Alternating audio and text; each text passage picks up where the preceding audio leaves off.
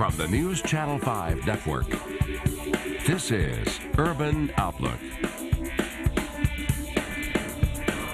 And welcome to Urban Outlook. I'm April Eaton. Thank you so much for being with us today. Believe it or not, but the Head Start program is 50 years old. It's hard to believe. I can remember doing stories long ago when we went in and we looked at those little babies that were learning before school even starts how to do their ABCs and read and write and all the things, the basic education skills that our children need to be successful in schools. Well, to talk about some of the growth that the Head Start program has seen through the years, some of the new advances that they've seen, and some of the success stories with being around for 50 years is Lisa McCrady, who is the Public Information Officer for Metro Action Commission. Thank you so much for being with us today. Thanks for having me today. When I saw the T-shirt here, and they've got a nice little T-shirt that says 50th anniversary and that's of Head for you. Start. Thank you very much. I can't believe it's been around that long. Isn't it fascinating? It really is. Head Start is just an incredible program for the families that we've served.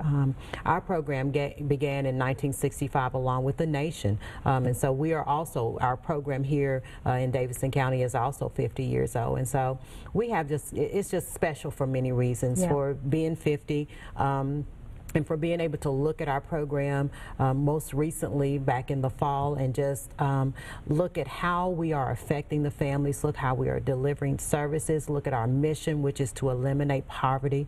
And in the Head Start purpose of it, or the standpoint, is through education and empowerment and looking at the needs of the families. And so it's just a really unique model, not to just affect just one thing, which is the education pieces of it, but just to affect families as a whole.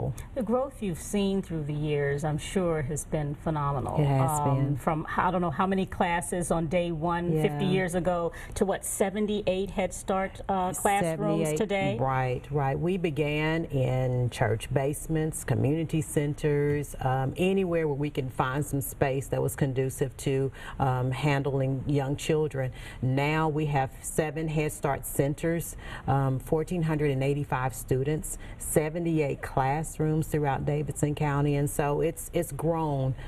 Just not just in size, but just in the impact that we're having on our city. What else have you seen change through the years? Have the needs, for instance, of families changed from 50 years ago to today? Have besides the numbers of children that you're serving, the numbers of families that you've served, have you seen some other just really distinct changes? What we're seeing is just maybe a more targeted approach to how we're delivering services. And so when Head Start began, it was essentially child care and to provide safe places, to provide food for children, because when you looked at the families who were in poverty, many of them, about 50% of them were children who lived in poverty. And so back in 1965, when the war on poverty began, we were looking at just employment, getting families into jobs and having a safe place for their children to stay while the adults went out to job. But what we also found out, the comprehensive approach to Head Start, which looked at the healthcare issues, not just providing foods, but what types of food, what are the habits of the families. Here today, kind of some of the same things are happening, but you're also seeing not just the lack of employment, but when families are employed, what's called underemployment. They're not making enough to meet just the basic needs that their families need. Also, some of the access to food, not just having food for the sake of food, but what types of foods are you eating? Are there grocery stores in your areas? Are you trained not just to work a minimum wage job, but are there some other trainings that you could get to increase your wages? What are the birth weight of children when they are born, and how that connects with their approach to health as it goes along? So there are many things that we're looking at. Financial literacy is a key point. We have some of our families who are what's called unbanked, and so they do not have a checking account and don't know, what you know, the benefits of having one. And so we're bringing empowerment counselors in for financial empowerment, just to help them with that. When you get your income tax monies, number one, we don't want you going to the rapid refund places. We want you to file electronically, because all of the money is yours when it comes into your home. And then once it comes in, what do you do with it? And so, you know, these are the things that go beyond the classroom and what we're teaching our children as far as the early childhood education components. We're impacting the entire families. Each family has a family advocate that looks at the goals of the families and just say it that, you know, these are some of the resources that we can pull together either within our agency or in connecting agencies to impact your family. And so it's not just coming to school, dropping your children off and saying hello to the teachers. We have a relationship with every family that we serve within our program.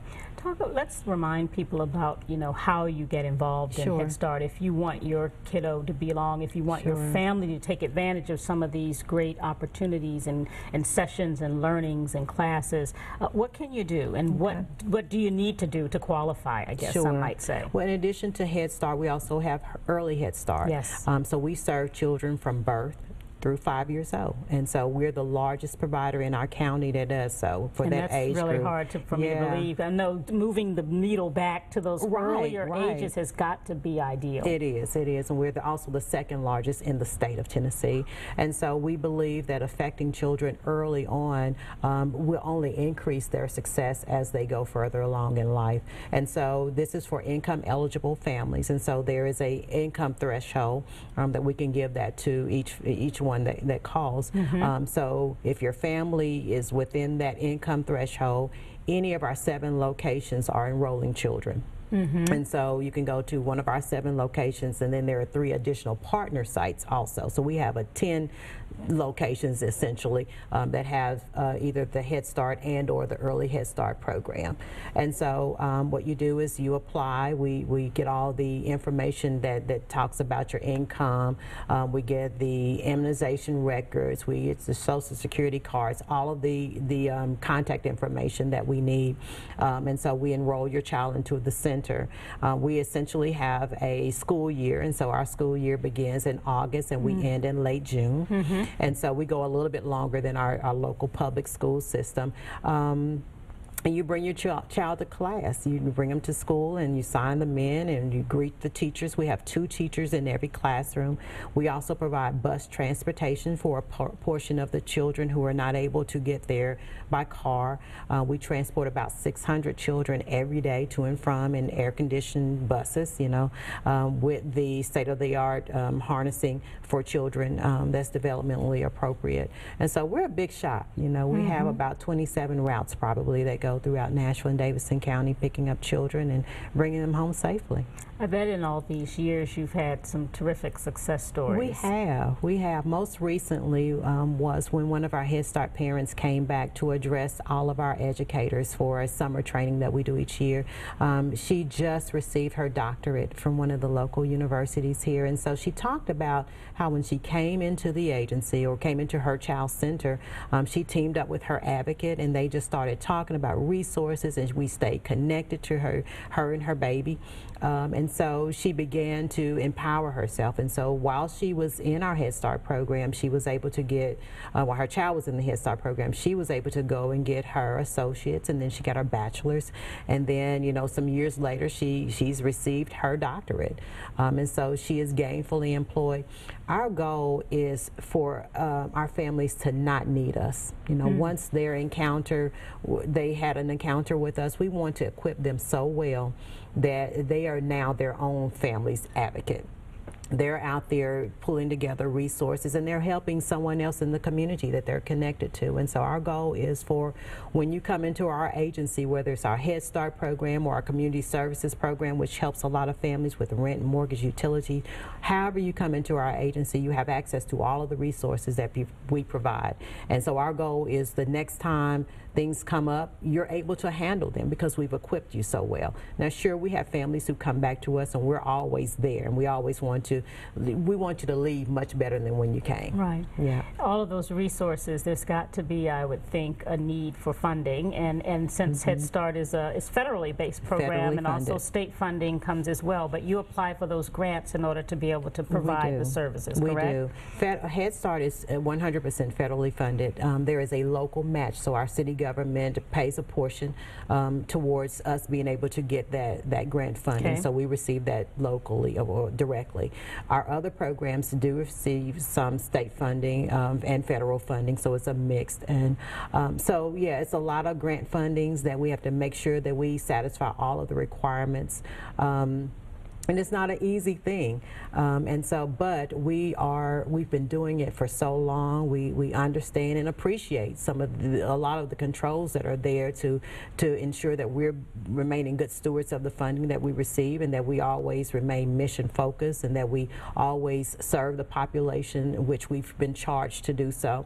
And so it's a good guide, so to speak, for us to make sure that we're doing what we need to do in the community. Perfect. Let's get a contact up there before we take a quick break. How can people get in touch if they want to try to apply for Head Start? Sure. Our main number is 615-862-8860. And that will get you access to all of our 7 Head Start centers, or if someone is interested in needing help with some of the household things, we can help there. Perfect. Lisa McCrady, thank you so much for being here. We'll make sure we get that number on. Okay. Stay with us. We'll be right back with some more information for you. We'll be right back.